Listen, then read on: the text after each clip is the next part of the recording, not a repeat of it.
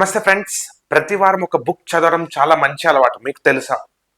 Yes, మన జీవితంలో సాధారణ స్థాయి నుండి జీవితంలో గొప్పగా ఎదగాలనుకుంటే బుక్స్ చదవడం అలవాటు చేసుకోండి.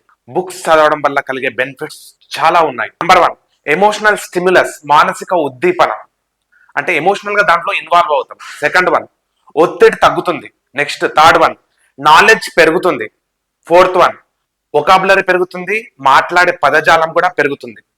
నెక్స్ట్, జ్ఞాపక శక్తి పెరుగుతుంది, మెమొరీ పవర్ పెరుగుతుంది మన బుక్స్ చదవడం వల్ల.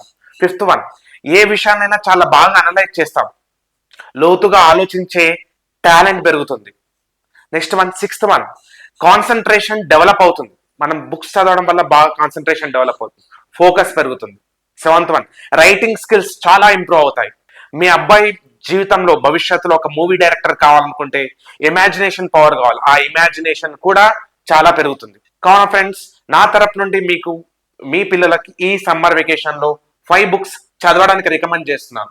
ఫస్ట్ వన్, ఒక యోగి ఆత్మకథ. Second one, Datta Charitra. Third one, rich dad poor dad.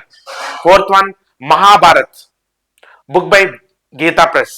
Fifth one, విజయానికి 5 మెట్లు బై ఎండమూరి వీరేంద్రనాథ్. ఫ్రెండ్స్, మీ పిల్లల్ని ఈ సమ్మర్ వెకేషన్స్ లో బుక్స్ చదవడానికి ఎంకరేజ్ చేయండి. వాళ్ళను ఫ్యూచర్ డైరెక్టర్లుగా మార్చండి. Thank you.